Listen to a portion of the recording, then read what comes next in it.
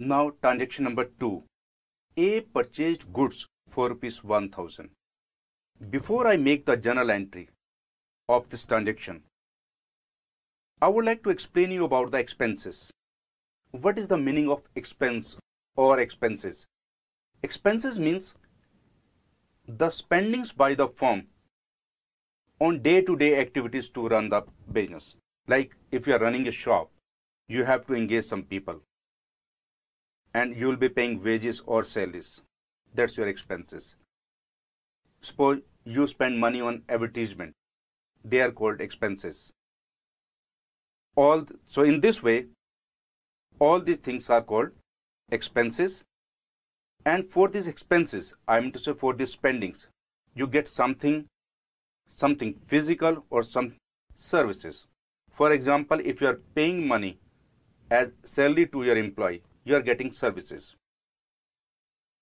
If you are going to buy some gifts for the customers and you spend money on that, you are getting something physical.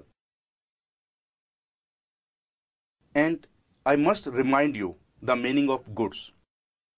Goods means any item which is purchased regularly for the purpose of selling at profit in the business.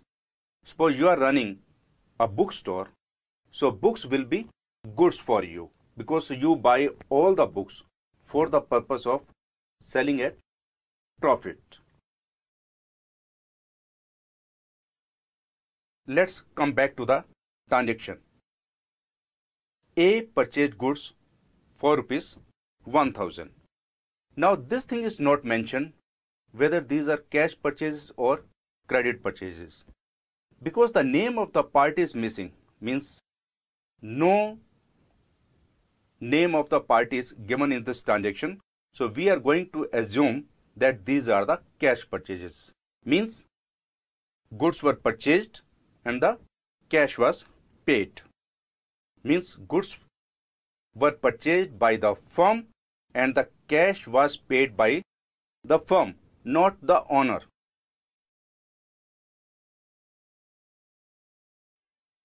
So create a cross on left hand side, write down DR. DR means debit. This is the short form of debit. And on right hand side, write down CR.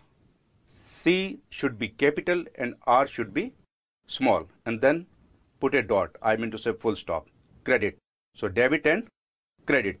On debit side, first option, debit all expenses and losses. When you buy the goods, you are buying some asset. It's not a loss, it's not the expense. So this option is gone, not useful for us. Now move to the second option. Debit what comes in. If anything comes in the firm, it should be debited. So anything has come? Yes. The goods have come in. I mean to say in the firm. So you will write down goods. So you have got the debit now. Now move on the credit side. First option, credit all incomes and gains. When we buy the goods, it's not income, it's not gain. So discard this option. Now move to the second option. Credit what goes out. Has anything gone out of the firm? Yes, the cash has gone out because the firm has paid cash for the purchase of goods. So write down cash. Now we have got the debit, that is goods, and we have got the credit, that is cash. Number 1, write down the word account. I mean to say A/C. This is the short form of account. After the goods and after the cash. It means goods account, and on credit side, cash account. Be careful. We have to use the word to as a prefix for the credit side. So you will make it to cash account. Now one thing more, when we buy the goods or we sell the goods, we never ever use the words goods in the journal entry.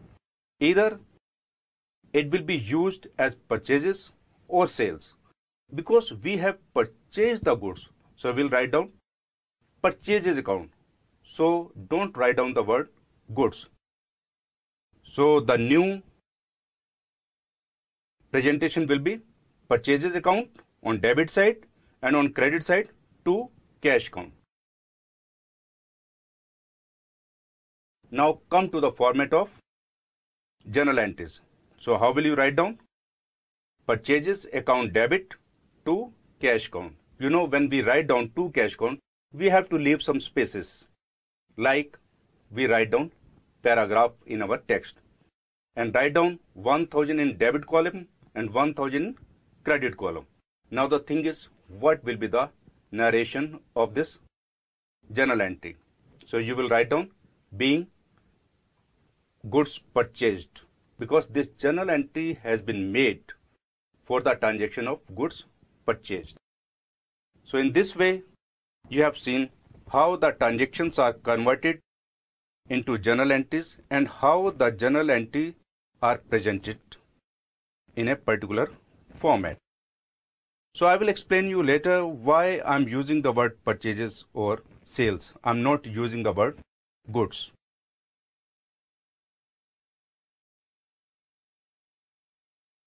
Now the transaction is A sold goods costing rupees 1000 for rupees 2000.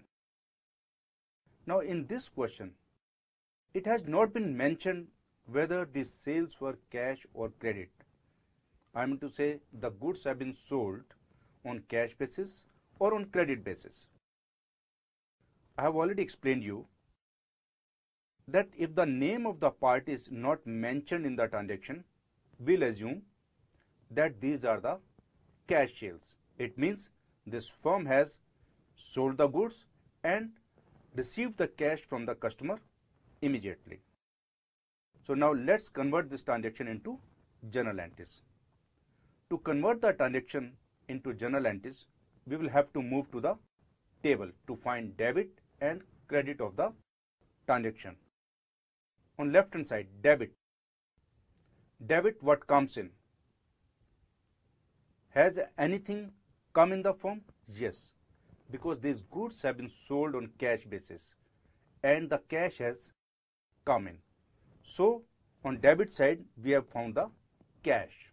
Write down cash. So we have found the debit. Now let's hunt for the credit. Come on the credit side. I mean to say on right hand side. Credit all incomes and gains. Is there any income? Yes, because the goods costing rupees 1000 have been sold for rupees 2000. The firm has made a profit of rupees 1000. But be careful. When the transaction is being converted into journal entry, any loss or any profit made on sales is never ever mentioned. So you forget about the cost. The transaction for you is simply A sold goods for rupees 2000. So don't think about the costing. So the transaction is credit all incomes and gains? No. Then number 2, credit what goes out? Anything has gone out? Yes. Goods have gone out. So write down goods. So on debit side, we have found cash, and on credit side, we have found goods. But be careful. In journal entries, goods word is never ever mentioned. Either you will use purchases or sales. So you can't use the word purchases in this situation because this is the case of sales. So write down sales instead of goods. Now on both sides, we have to use the suffix of account. So cash count, and on credit side, sales count. You know, on credit side, we have to use one prefix, and that prefix is to. So on debit side, cash count, and on credit side, to sales count. Now let's go to the format of journal entries. So on date column, you can't write down anything because the dates have not been mentioned in this question. So we will have to write down the serial number. And the serial number of this transaction was number 3. So write down in the date column number 3. Now write down in the first line cash count, debit, and in the second line to sales count. And in the amounts column, 2000 in the debit column, 2000 in the credit column. Now write down the narration being cash sales.